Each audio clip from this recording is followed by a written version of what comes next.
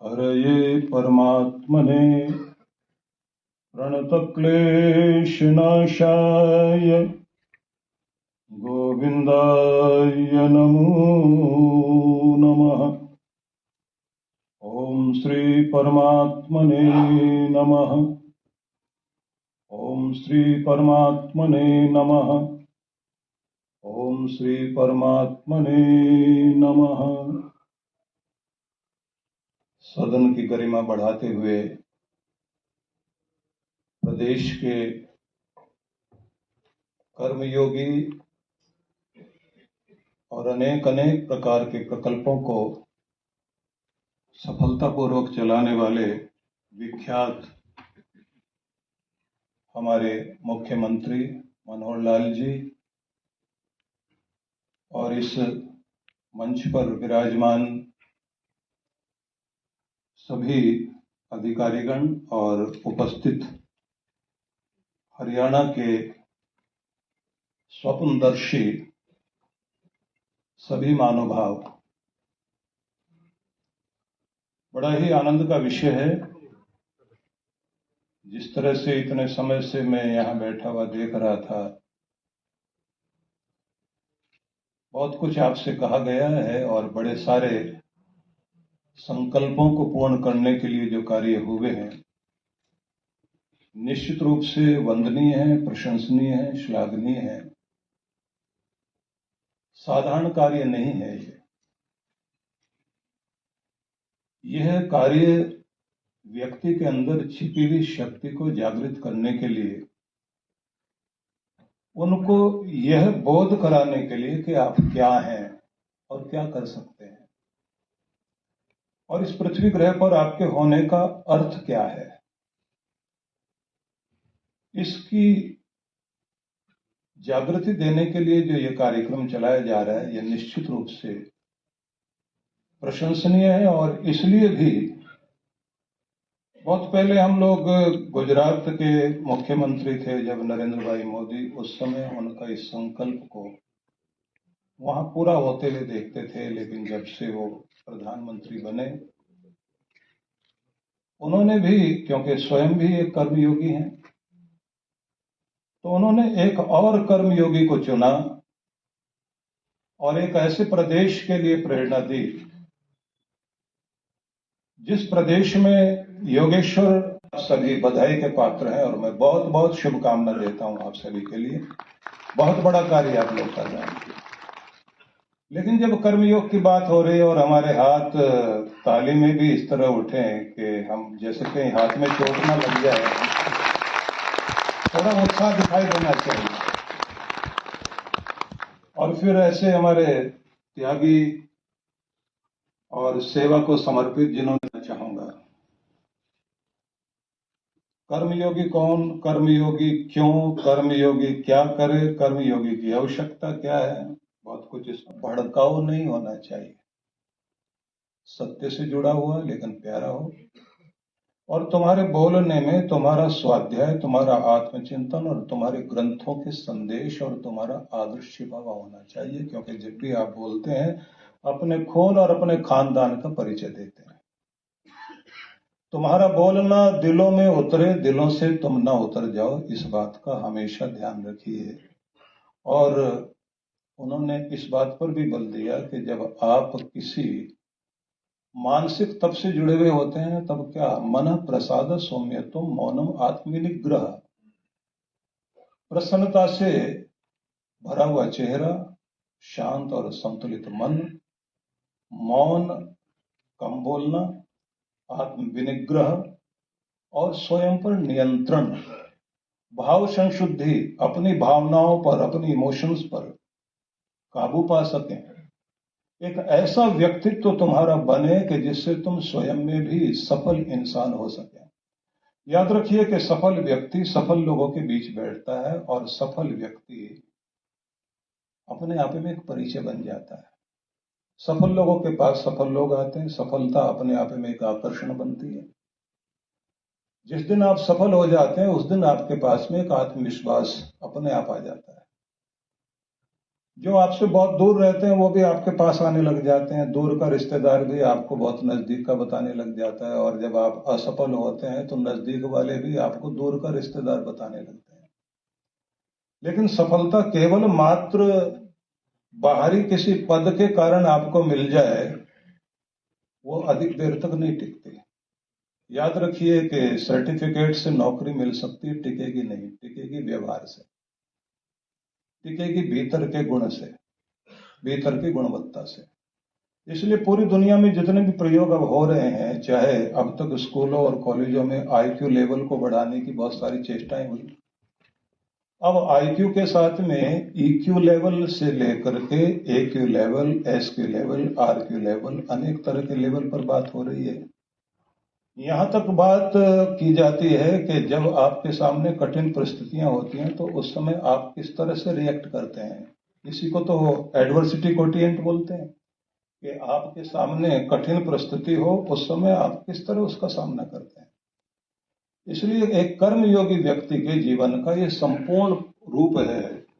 इसको हम doctor Goleman, जिन्होंने इमोशंस पर बहुत बड़ा काम किया, केवल उनको लेकर बात नहीं करना चाहते हैं। हमारे यहाँ तो 5000 साल पहले अगर गीता कही गई है तो आप समझ लीजिए कि उस समय से लेकर अब तक व्यक्ति की साइकोलॉजी क्या होती है, मनोविज्ञान क्या होता है। जब भगवान कृष्ण ये कहते हैं कि जब भी किसी चीज को आप बहुत ध्यान से देखते हैं और उस पर विचार करते हैं तो किस तरह से आपके अंदर एक संग दोष इकट्ठा होता है। ध्याय तो विषयान पुंस संगस्ते शुभ जायते, पूरा एक मनोविज्ञान है वो। लेकिन मैं आपको ये सब न कहते हुए, क्योंकि इससे तो ऐसा लगेगा जैसे मैं कोई उपदेश दे रहा हूं या कोई किसी ग्रंथ का प्रवक्ता बनकर खड़ा हुआ हूं, मैं कुछ निवेदन करने के लिए आप सबके बीच में हूं। सबसे पहली बात तो मैं आपको ये कहना चाहूंगा कि कर्म योगी क्यों, किस लिए। हर व्यक्ति के अंदर बहुत कुछ छिपा हुआ होता है, उसे प्रकट होना चाहिए। हर व्यक्ति को कीमती बनने का अधिकार है, जन्मसिद्ध अधिकार है, और जो उसको जानते हैं और पहचानते हैं उन सब का कर्तव्य बनता है कि उसके अंदर की शक्ति को जागृत किया जाए। चिंगारी की जरूरत है। तो चिराग तैयार है लेकिन चिंगारी ना हो, सोने का दिया हो और रेशम की बाती हो, कस्तूरी का तेल हो, लेकिन उसमें अग्नि ना हो, किसी काम का नहीं। भले ही मिट्टी का दिया है लेकिन अगर जलता हुआ है, जागृत है, तो बहुत कीमती है। आप भले ही छोटे घर में पैदा हुए, छोटे से पद पर आप रहते हैं, रहेगा, रोशनी लुटाएगा। किसी भी चिराग का अपना मकान नहीं होता, उसका कोई निश्चित स्थान नहीं होता कि उसको यहीं रहना है। वो जहां भी जाएगा वो रोशनी देगा। और ये बात ध्यान रख लीजिए कि कर्मयोगी कोई भी होगा जिसके अंदर कुछ भी बड़े गुण होते हैं, भले ही पूरी दुनिया उसको छिपा कर रख ले, पत्तों से फूल छिप भी जाए लेकिन उसकी खुशबू को कोई नहीं छिपा सकता। अगर आप में गुण है तो आप अपने आप प्रकट हो जाओगे। आपको भले ही कोई पॉलिटिक्स करके दबाने की कोशिश करे, लेकिन आपकी गुण सुगंधि को कोई दबा नहीं सकता। वो फिर उभरेगी और लोगों के सामने आएगी। इसलिए अपनी गुणवत्ता को जागृत रखना चाहिए और उस पर काम करते रहना चाहिए।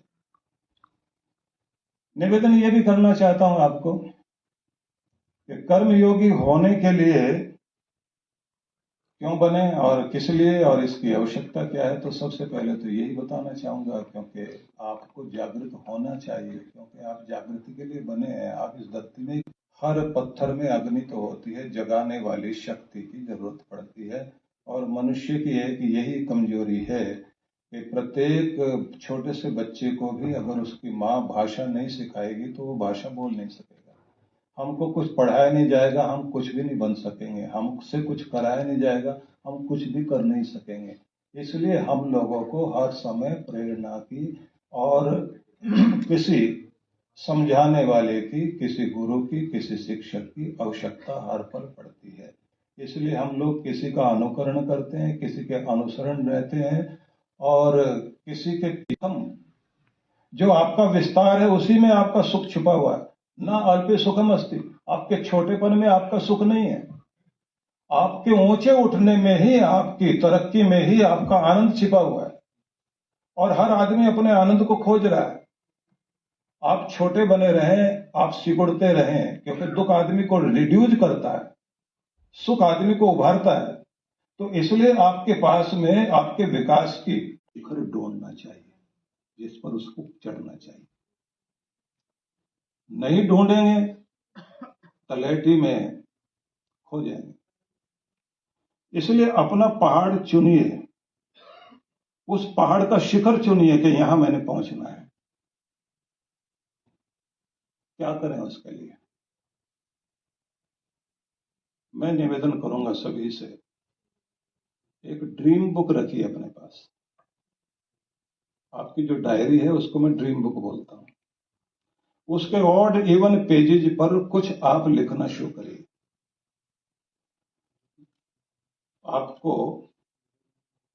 आदर्श लिखना है कि आप एक अच्छा स्वास्थ्य वाला आरोग्यवान व्यक्ति कैसा होता है, क्या दिनचर्या होती है, कैसे उसकी एक्सरसाइज होती है, कैसे वो प्राणायाम करता है, क्या वो खाता पीता है, कैसे वो सोता है, किन चीजों का ध्यान रखता है। ये एक पेज पर आपने लिखा। ऑड इवन सामने वाले पेज पर आपने लिखना है मैं कहां हूं और कहां पहुंचना चाहता हूं और गलती कहां होती है और अब मुझे क्या करना है। दूसरा पेज, एक सफल व्यक्ति अपने परिवार में सफल किस रूप में रहता है, उसमें क्या गुण होते हैं, कितना मधुर होता है, कितना मिलनसार होता है, कितना स्वार्थ को त्याग कर चलता है, कितना समय अपने बच्चों को देता है, खुद के लिए कितना समय निकालता है, टीवी और फोन बंद करके अपने बच्चों के साथ बैठता है। मैं कहां हूं और मुझे कहां जाना चाहिए, वो अगले पेज पर लिखिए। केवल एक डायरी ही आपकी जिंदगी को, आपकी ड्रीम बुक जो है आपकी जिंदगी को बदल सकती है। एक समाज में प्रतिष्ठित व्यक्ति किस तरह का होता है, वो समाज के लिए कैसे जीता है, क्योंकि व्यक्ति से बड़ा परिवार है, परिवार से बड़ा समाज है, समाज से बड़ा आपका प्रदेश है और प्रदेश से भी बड़ा आपका राष्ट्र है। तो जब आप अपने राष्ट्र के लिए जीवन जीने लग जाते हैं तो सबसे पहले आपकी कोशिश होती है कि मैं अपने ऊपर काम करूं, फिर अपने परिवार पर भी काम करूं, समाज के लिए भी काम करूं। अब उसके बाद में बात आती है कि मैं समाज को क्या दे पा रहा हूं। कुछ लोगों की समस्या क्या है, बड़े धार्मिक दिखाई देते हैं, बड़े नियम निभाते हैं, लेकिन साहब के बारे में प्रचलित है, साहब जो है वो प्याज नहीं खाते, लहसुन नहीं खाते, बस रिश्वत खाते हैं। अब क्या कहेंगे आप उसको? प्याज भी नहीं खाते, लहसुन भी नहीं खाते, नैतिक आदमी है, धार्मिक भी दिखाई देते हैं।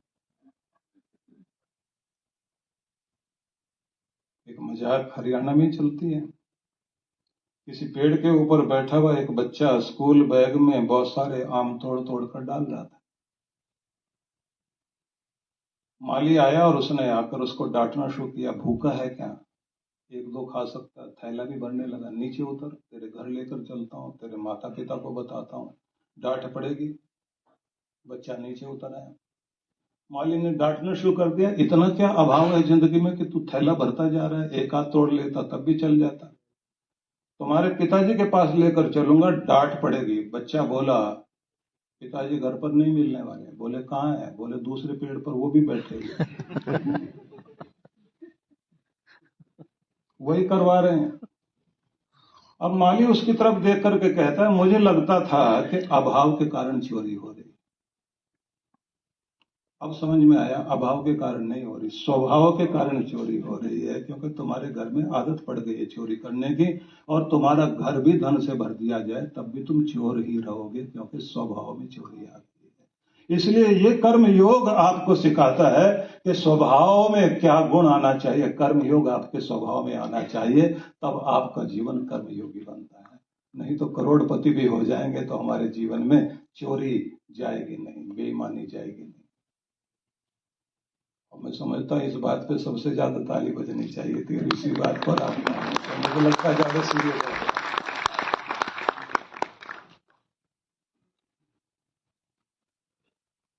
क्यों कहना चाहता हूं ये सब? मैं इसलिए कहना चाहता हूं कि आतंकवाद का एक द्वार भ्रष्टाचार भी है। आतंकवाद भ्रष्टाचार के द्वार से ही प्रवेश करता, कोई ना कोई तो भ्रष्ट होगा, कोई भी, चाहे वो ऑफिसर हो, चाहे कोई एक व्यक्ति हो या कोई कर्मी हो। जॉन कैनेडी जिस समय अपने स्पेस सेंटर में जा रहा था और चंद्रयान, जैसे हमारे यहाँ चंद्रयान के लिए कार्य हुआ है, तो सबसे पहले चंद्रमा के लिए यान भेजने की जब तैयारी हो रही थी, तो उसने एक अपने सुरक्षाकर्मी महिला की तरफ देखा, जो राष्ट्रपति को देखकर थोड़ी शर्माई हुई कोने में खड़ी हुई थी। राष्ट्रपति उसके पास गए और जाकर उससे कहते हैं, तुम यहाँ क्या करते हो? उसने कहा कि मैं अपने देश अमेरिका के लिए इस स्पेस सेंटर में चंद्रमा के लिए तैयार हो रहे चंद्रयान के लिए, चंद्र के यान के लिए सहायता करने के लिए खड़ी हुई हूं। क्या सहायता कर रहे हो? बोले जितने भी हमारे लोग हैं सब देश के लिए काम कर रहे हैं। मेरी ड्यूटी एक छोटी सी हो सकती है, लेकिन मेरे लिए नहीं है, नौकरी के लिए नहीं, मेरे देश के लिए है। आप जो कार्य कर रहे हैं वो अपने परिवार के लिए नहीं, अपने पद के लिए नहीं कर रहे हैं, अपने देश के लिए कर रहे हैं, अपने समाज के लिए कर रहे हैं। आपके द्वारा किया गया कार्य इतिहास बन रहा है। आप जो कुछ लिख रहे हैं वो आपका लिखा हुआ नहीं है, बल्कि उसको इतिहास, समय उसको लिख रहा है। और ये याद रखिए कि समय के पास इतना समय नहीं है कि वो आपको दोबारा समय दे सके। समय के पास इतना समय नहीं है कि वो आपको दोबारा समय दे सके। अगर आज आपके पास समय है तो ऐसा इतिहास लिखिए कि आने वाली नस्लें आपको याद रख सकें कि कोई व्यक्ति था जिसने कुछ कार्य किया।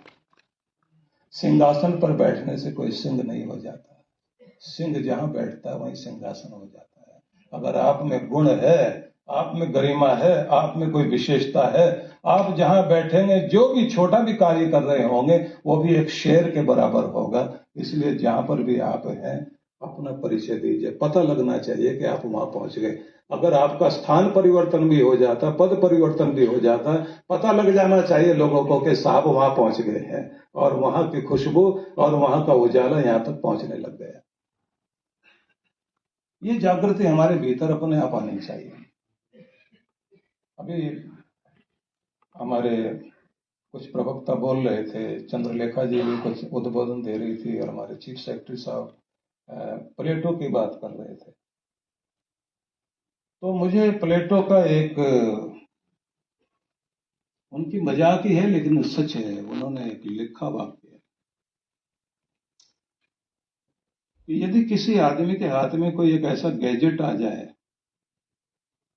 कि उससे आदमी जो है वो गायब हो जाए, मतलब लोगों को दिखाई ना दे। किसी आदमी के हाथ में कोई ऐसा गैजेट आ जाए जिस गैजेट का स्विच ऑन करते ही वो आदमी किसी को दिखाई ना दे, लेकिन उसको सारी दुनिया दिखाई दे रही हो। आगे उसने लिखा, क्या वो फिर भी नैतिक रह पाएगा जब कोई देखने वाला ना हो और वो सबको देख रहा हो? क्या वो फिर भी नैतिक रह पाएगा? और अगर वो तब भी नैतिक है तो असली परिभाषा नैतिकता की ये हो सकती है, ये है डेफिनेशन, कि कोई हमें देखने वाला नहीं है, उसके बाद भी। भगवान श्री राम ने पूछा था ना लक्ष्मण से, पुष्पम दृष्टवा फलम दृष्टवा दृष्टा च नव यौवनम एकांते कांचनम दृष्टवा कस्य नो विश्लेत मना। जानना चाहता हूं लक्ष्मण तुमसे, क्योंकि लक्ष्मण यति हैं, योगी हैं। एकांत में फूल देखकर, फल देखकर, सोना देखकर, नव यौवन देखकर किसके मन में विकार नहीं आता? तो लक्ष्मण ने उस समय कहा था, माता यस्य पतिव्रता पिता यस्य धार्मिका एकांत कांचनम दृष्टवा तस्य नो विश्लेत मना। जिसकी माता पतिव्रता और महान संस्कार देने वाली है अपने बच्चों को, बुद्धिनी संस्कार देंगे जिस माँ ने, और जिसका पिता रस्ते माफलेशु कदाचन, तो वेदों का एक वाक्य भी याद करना चाहिए। वेदों में एक वाक्य है, कृतम में दक्षिणे हस्ते जयो में सव्यहायिता। तुम दाएं हाथ में पुरुषार्थ लेकर खड़े हो, सफलता बाएं हाथ का खेल बन जाएगी। कर्म करने वाले बनो से वेदों में उपनिषद की बात हो रही थी। उपनिषद में क्या है, हमारे जो 11 उपनिषद है, 4 वेद हैं, 4 उपवेद हैं, 8 वेदांग हैं, हमारे 6 षड्दर्शन है और 250 के लगभग उपनिषद है, जिनमें 10 उपनिषद सबसे अधिक प्रसिद्ध हैं। ईश, केन, कट, मुंडक, मांडुक, तैतरेय, श्वेता, श्वेतर आदि। उनमें ईशोपनिषद में आप देखें तो वहां कहा है, कुर्वन्ने वेह कर्माणि जिजी विषय छदम समाह। 100 वर्षों तक जीने की कामना करो, लेकिन कर्मशील बन करके करो। जब तक आप दुनिया में हैं, कर्मशील बन करके रहना चाहिए।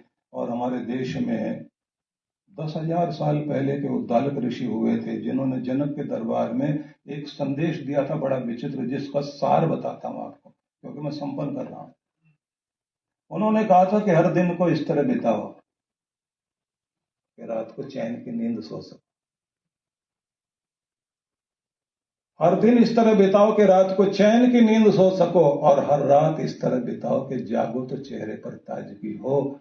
जवानी को इस तरह बिताओ कि किसी बुढ़ापे में पछताना ना पड़े। जवानी को इस तरह बिताओ कि बुढ़ापे में पछताना ना पड़े, और बुढ़ापे को इस तरह बिताओ कि किसी के आगे हाथ ना फैलाना पड़े। और भगवान से मांगो कि मेरे जीवन का फूल खिले, मुस्कुराए, बिखर जाए सुगंध बिखेरते हुए, पर इसे सड़ने की नौबत कभी ना आए। हंसते मुस्कुराते दुनिया से विदाई ले जाए। इसलिए निवेदन करना चाहता हूं, कर्म योगी व्यक्ति का व्यक्तित्व दर्शाता है। चमकती हुई आंखें, एक महान स्वप्न दृष्टा, खिला हुआ मुस्कान से भरा हुआ चेहरा, विनम्र लेकिन निर्भीक, कठोर परिश्रमी, संकटों से जूझने वाला। यहां मैं उदाहरण के रूप में आपको याद करा देता हूं, कर्मयोगी का रूप देखना हो तो गणपति भगवान को याद कर लीजिए। नेतृत्व की शक्ति, पूरा रूप दिखाई देगा आपको, वो विनायक हैं। और यदि कर्मयोगी का रूप देखना है तो भगवान श्री कृष्ण को देख लीजिए, पूरा स्वरूप उनका दिखाई देता है। रणनीतिकार भी है, व्यवहार कुशल भी है,